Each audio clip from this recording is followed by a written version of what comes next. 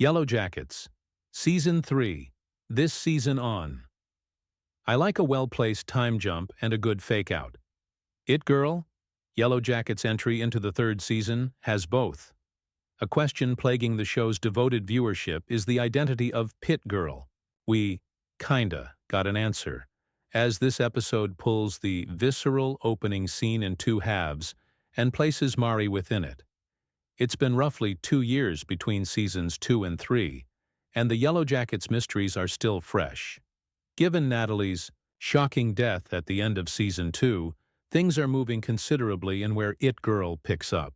In the past, we were at the doorstep of the summer solstice, and in the present, it's been about 6 weeks since the whole tragedy happened.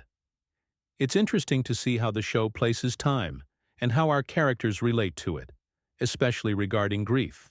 In the wilderness, not only are the surviving members mourning the fallen and trying to reckon about the, cannibalism, but they are searching for meaning in a mystic force that might not even be there. This holds somewhat true in the present timeline with Nat's sudden death. Is it preordained for them to meet a terrible end? Adult Shauna wonders if the adults are all resigned to a horrible fate because of what happened on the island. But she's also sort of avoidant in addressing the roots of what happened. Adult Van still has cancer, and from what we gather, is on the cusp of not doing well. Adult Tysa is no longer a senator, and while still married, is estranged from her wife and young son. Adult Misty is an emotional mess and has to reckon with accidentally killing the person she was closest to in the whole group. The commonality between the two timelines is the search for why. Isn't that a hallmark? Question of life itself? Travis is still mourning his brother Javi's death, and Lottie tries to assist him with a bit of mushroom tea. In their exchange, Lottie lets her guard down about her past and that she can't hear the voices anymore, and the show throws in a wrinkle.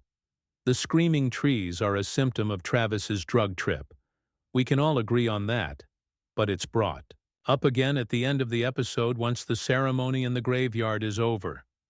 Yellowjackets has been deliberate, with drips and drabs of giving people the answers they want. We're a little closer to trying to solve the "is this a shared delusion or supernatural experience?" ultimate question, but yet so far.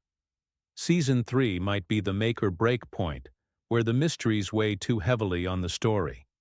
At some point, the wind will have to blow us in a definite direction. However, I find the theme of sorrow over decades a rich one to explore. The young surviving Yellowjackets have rebuilt their stations after the cabin burned down and are thriving, mostly everyone. They are playing games, planting vegetation, having an animal farm, and acquiring a stable food supply so they don't have to put themselves on the menu. Young Shauna is rather grumpy and ornery. Tension exists between her and Mari and escalates throughout the episode. They trade barbs back and forth, Shauna spits in her soup, and they eventually come to blows. Is Mari kinda annoying? Yes. Very. Much so. Does Shauna have things to be upset about? Absolutely. She lost her baby and her best friend. Being sore about not getting chosen for Antler Queen is a little ridiculous in retrospect. But there might be a timeline where young Shauna wouldn't be as angry if she was bestowed that honor. Speaking of perception, this occurs during young Van's campfire, somewhat meta, retelling of the events so far, and young Shauna's blunt journal entries. Shauna is really to call it for what it is. This is a messed-up situation in which she's lost things dear to her.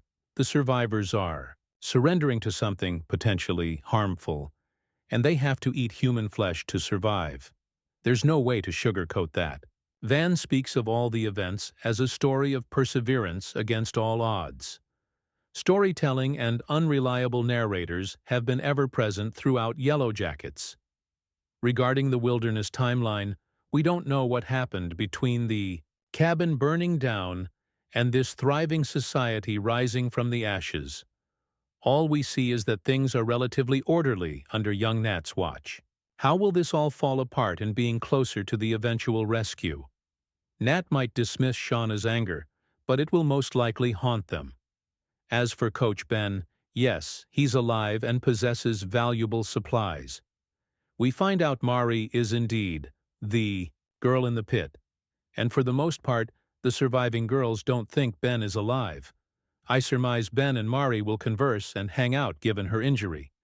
But given this season's trailer, will this somehow lead the girls to his whereabouts? Mari, don't snitch, please.